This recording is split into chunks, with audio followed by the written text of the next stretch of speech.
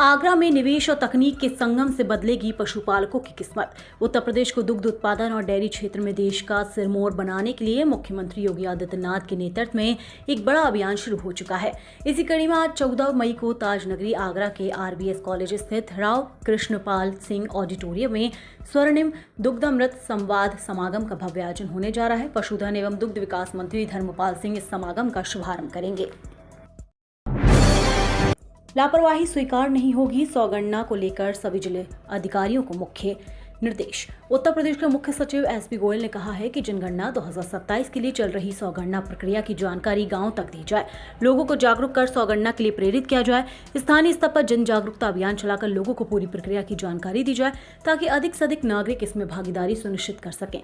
किसी प्रकार की लापरवाही स्वीकार नहीं होगा। वीडियो कॉन्फ्रेंसिंग में सभी मंडल आयुक्तों और जिला अधिकारियों को निर्देश दिए हैं। उत्तर प्रदेश में एक और भर्ती के लिए नोटिफिकेशन जारी। सरकारी नौकरी का सपना देख रहे युवाओं के लिए खुशखबरी है। उत्तर प्रदेश में गन्ना पर्यवेक्षक के 1182 रिक्त पदों को भरने के लिए नोटिफिकेशन जारी किया गया है। उत्तर प्रदेश अधीनस्थ सेवा चयन आयोग की ओर से इस भर्ती के लिए आवेदन 7 जुलाई 2026 से स्टार्ट किए जाएंगे। आवेदन स्टार्ट होने के बाद उम्मीदवार फॉर्म ऑफिशियल वेबसाइट upssc.government.in पर जाकर भर सकेंगे। पीएम मोदी की अपील के बाद अब सोने चांदी पर बढ़ी इंपोर्ट ड्यूटी। प्रधानमंत्री नरेंद्र मोदी के 1 साल तक सोना नहीं खरीदने की अपील के बाद अब इंपोर्ट ड्यूटी बढ़ने से सराफा व्यापारियों में चिंता बढ़ गई है। इंपोर्ट ड्यूटी 6% से बढ़कर 10% कर देने से अब जेवर खरीदना और महंगा हो जाएगा।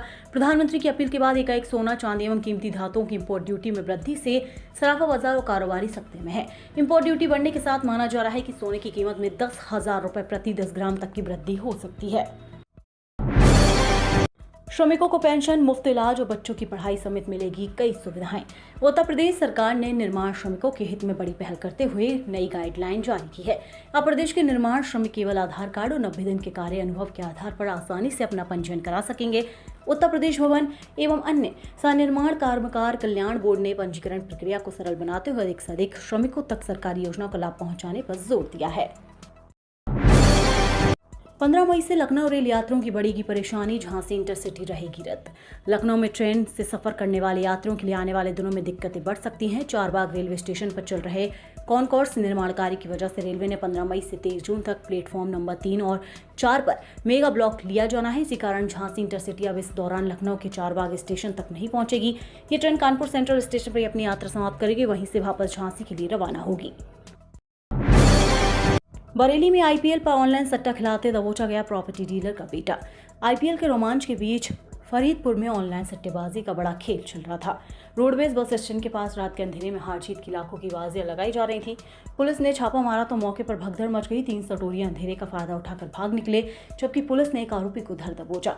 पकड़ा गया युवक कोई छोटा मोटा खिलाड़ी नहीं बल्कि प्रॉपर्टी डीलर और शराब के धंधे से जुड़ा परिवार का बेटा निकला। सप्ताह में 1 दिन पब्लिक ट्रांसपोर्ट का प्रयोग करें मंत्री।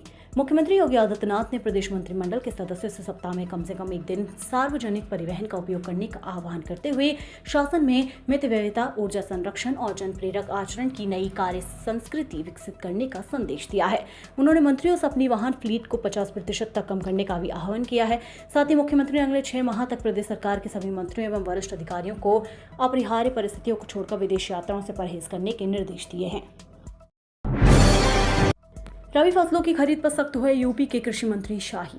उत्तर प्रदेश के कृषि मंत्री सूर्य प्रताप शाही ने लखनऊ स्थित कृषि भवन के सभागार में आयोजित समीक्षा बैठक के दौरान मूल्य समर्थन योजना के अंतर्गत रबी फसलों की खरीद, उर्वरक उपलब्धता, खरीफ बीज वितरण और सिंचाई परियोजना योजनाओं की विस्तृत समीक्षा की।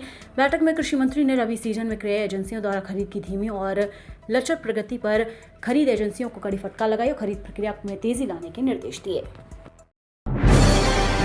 बरेली में बिजली कटौती पर बवाल, हरूनगला उपकेंद्र का घेराव। तेज आंधी और बारिश ने बिजली व्यवस्था की पोल खोल दी। महज 30 मिनट की बारिश के बाद शहर के 25 बिजली उपकेंद्र ठप हो गए और करीब 12 लाख की आबादी घंटों अंधेरे में डूब गई।